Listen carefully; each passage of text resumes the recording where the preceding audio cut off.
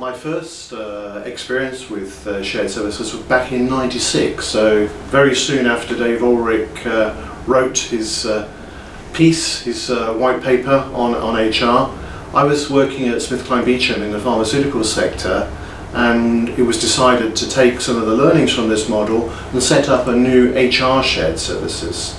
Now, that's a while ago, prior to any of the technology that we now have. It was very much a call centre approach in those days. And I've also been involved since then on the merger with SmithKline Beecham with GlaxoSmithKline, the new GSK organisation, helped to introduce shared services there. And then more recently, in the last 5 or 6 years, I've helped Coca-Cola to set up an HR shared services function for Europe. And I've also done the same for NCR Corporation. Again within the same region, and I've also been involved in setting up global business services where HR, finance, IT and procurement come together to form a combined and integrated shared services. Yeah, certainly HR shared services has evolved a lot since 1996 when I first got involved. I think a key thing has been the better technology that's developed through data platforms which are integrated and can handle all aspects of the employee life cycle. That's been a significant change. I think also the concept of self-service, where employees can find information for themselves through intranet, is something that's developed over that time, and that's really helped to segment the roles that people play within shared services. The focus now being more on frontline support for employee questions where those questions can't be answered online, and then also consulting for the more complex questions. So I think data management technology has been a big change, and I think also there's a lot more customer service orientation now in terms of the way the shared services team are set up to support the employees. I think as we move forward with HR shared services, I see a number of changes occurring. And some of these have started to happen in most recent years.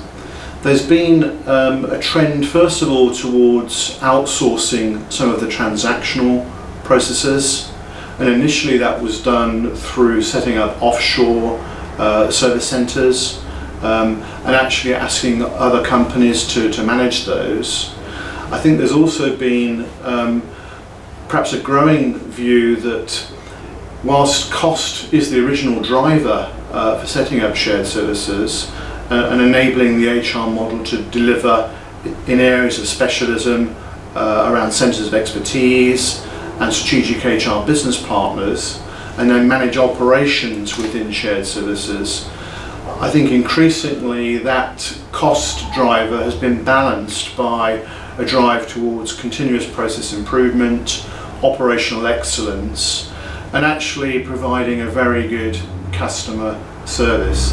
And I've seen metrics which measure customer satisfaction coming more and more to the fore as we develop. Going forward, I see that going further, data management, moving into big data, moving into diagnostics and analytical, so that you're not just keeping the score on what's happening in the organisation and what people are doing in the organisation, but you're also able to use information to predict trends, so that in terms of workforce strategy, you can be one step ahead of where you need to be, who you need to have in your team, and how indeed you can grow your talent within your organisation. So a more proactive approach through the use of diagnostics, building on the data management, is going to be one trend.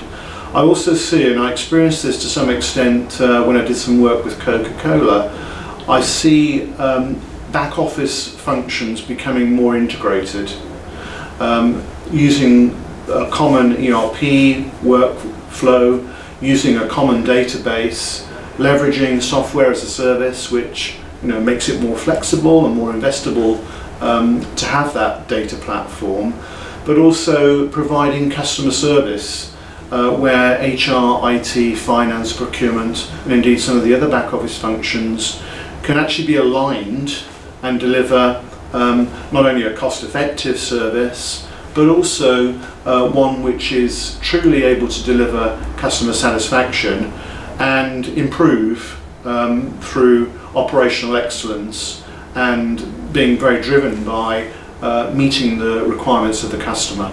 So I see those trends developing. I'm seeing also, originally, if you go back 10 years, there was a lot of view around business process outsourcing where all processes would be outsourced. And some companies took a lead in that in the early days on long-term contracts with outsourced providers. I'm seeing more of a differentiation now where certain processes are outsourced, but others are kept inside the company, particularly those which are aligned to the values or the day-to-day operations of the company. And so that's one trend that's emerged and I think will continue to emerge. I've done some research into the area of where companies are setting up their shared services centres, and what I've seen is a trend towards setting up shared services centres in Central and Eastern Europe, and that's for a number of reasons. Firstly, there is very good educational standards, lots of very good universities where graduates coming from universities are keen to enter the workplace, particularly for well-branded multinational organisations. I've seen also that typically in Central and Eastern Europe the graduates are speaking a minimum of 4 languages, in some cases more than 4. So certainly a company that's operating across Europe or into the Middle East and Africa as well as Europe has the advantage of a workforce which is flexible and can converse directly in real time with the customer in the customer's language. I've also seen that cost remains competitive in terms of employment costs in Central and Eastern Europe if you compare it with, say, Western Europe or indeed Asia, where costs are starting to rise now.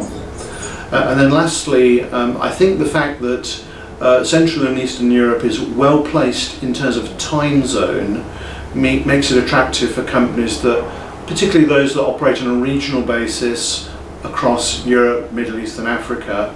The time zone is great for that. So I think for those reasons I'm seeing a big trend, and I'm seeing large companies placing themselves in Poland, Romania, Serbia and having great success, because the eagerness of the workforce also brings with it a quality of service.